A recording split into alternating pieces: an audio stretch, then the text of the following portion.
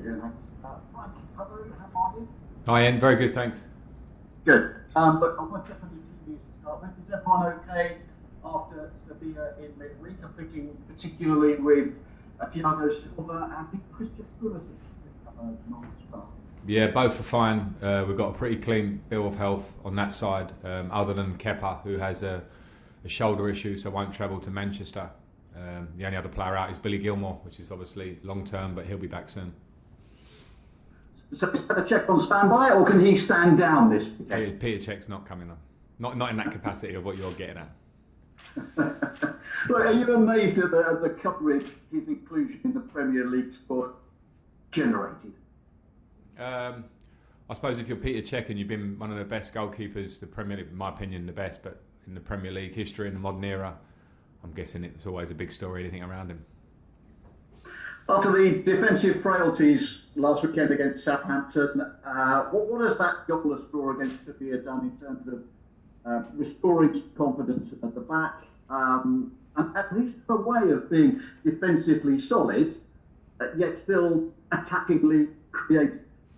Yeah, I think, listen, a clean sheet always gives confidence, and that's great, but it's a very simplistic way of looking at games is to say that game because you conceded, these things were all wrong, and that game because it was a clean sheet, these things were all right. You know, my job is constantly to analyse what was good and what was bad. Some parts of our game in Seville off the ball were not as good as I wanted them to be. Our defending the box and our resilience certainly was, and that really, really pleased me. Those finer details of how we want to be off the ball, which is something I think we were really good at last year, in terms of when we were set, how hard we worked to win it back, the pressure we put on teams. That wasn't where we were conceding goals. We conceded goals in other ways, which we're very aware of. So that's always going to be constantly what we're trying to work on. But the simple answer is, yeah, I'm happy with a clean sheet and we keep going. You go to Old Trafford, Chelsea 8 points from 5 matches so far in the top half of the table. United 6 points from 4 matches, they're in the bottom half. They've lost both of their home league matches this season and conceded 9 goals in the process, 6 of them against Spurs.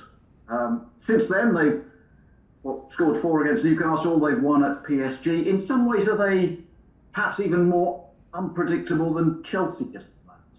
I think the league's unpredictable. You could analyse Manchester there. We could talk about certain games where big teams have conceded a lot of goals, or there's been big turnarounds in games. We've been part of one of those, so have others.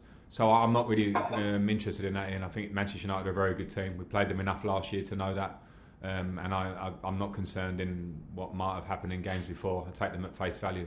One more, please, Ian. Look, we hear Manchester United are one of those clubs involved in talks about a possible European Premier League. Liverpool as well. Chelsea reportedly approached. Can I get your thoughts on that?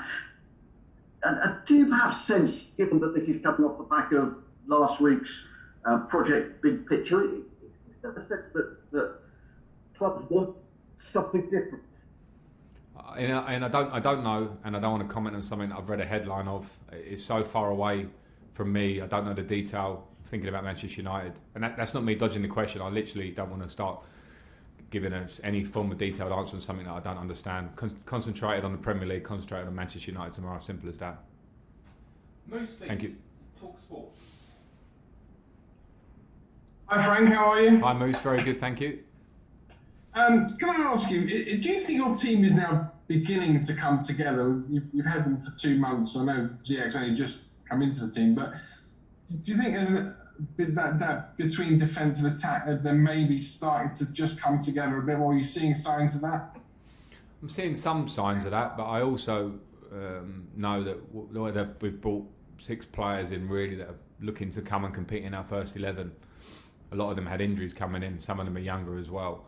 So, I'm seeing signs, and I'm seeing signs of things I want us to improve in every game. So, I'm not jumping ahead of myself. I knew this would be something which would take some time. We missed a pre-season, so our time now is real-life games, which is not always great. That's why I expect us to get better. And we need to keep working on those points, because it's not a perfect situation to have new players and you don't have training time with them, but we'll keep working.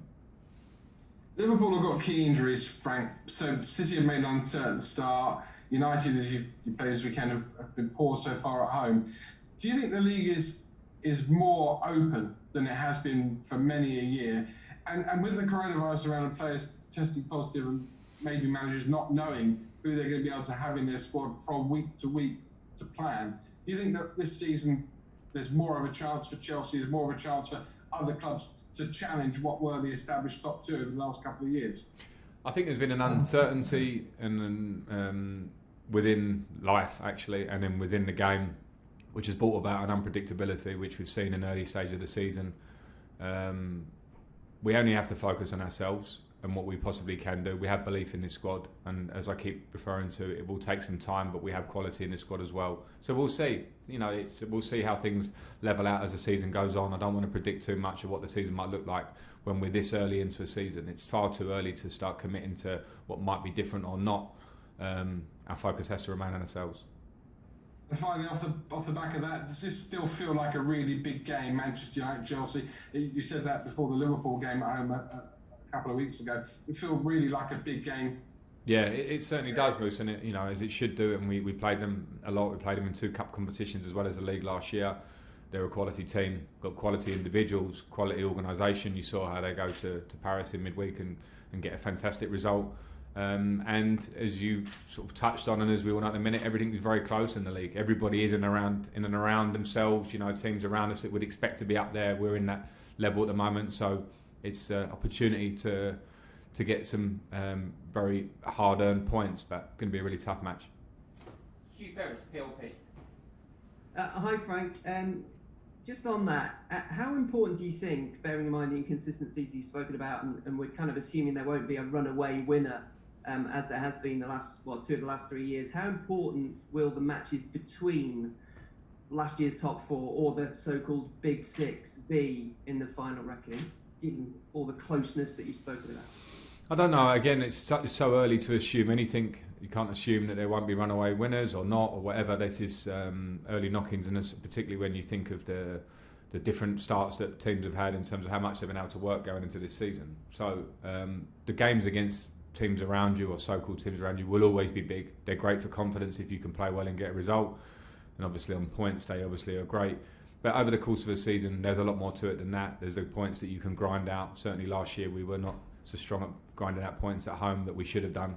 And that's something that would have definitely affected our league position. So we have to see it more well-rounded than that. But when you come up against a big competitor with very good players, of course, it could be great to win the game. Okay, last 2, Nick Purewall and then Jerry Cox to finish. Hi Frank, thanks for your time as always. We spoke to Hakeem Ziyech and Edouard Mendy yesterday, and Hakeem was talking about, he's saying never really afraid to say what he thinks, to give strong opinions, and obviously Edouard with his story of having had his year out of football, having had a difficult time. I know you've talked in the past about personality in regard to players on the pitch and personality of your team and individuals, but is it important for them to have strong personalities as individuals in their lives as well? Does that feed into what makes a good player? Yeah, I certainly think it does.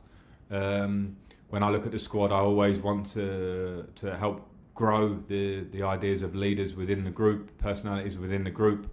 Over the course of long, difficult seasons where we play so many games, there will be moments where you really rely on them to help you in tough times and also to push the good times along and try and improve every day. I don't think you can get on in elite sport, in any elite team sport, without people with personality and character in the team. And I've seen that in Hakeem, and I've seen it in Edouard Mendy. As soon as they come through the door, Hakeem has confidence about him. His fitness is coming individually. He still needs a bit of time to get his actual match fitness now his injury is cleared up.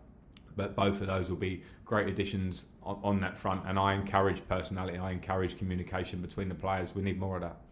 Last question in the broadcast, Jerry Cox. Hi Frank. Hi Jerry. Just following up on that, Hakeem said yesterday, he's still not up to full match fitness, full sort of speed. How difficult is it to integrate him when the games are coming thick and fast, and obviously he's new to the league and the intensity of the Premier League? Yeah, Jerry, it's very difficult because we have a bubble here at Cobham. We cannot play against the under-23s or bring over a lot of kids to replicate 11v11 games on big size pitches, which is where generally you'd want someone to be working when they've not played for 5 or 6 months off the back of an injury. So we missed that. we missed that. So we just have to do the best we can, train as well as we can, find the right way to give Hakeem minutes and others in the squad, because a few of our new signings did come in with certain issues, and try and get that as quick as we can. That's been challenging. Okay, that's the end of the broadcast.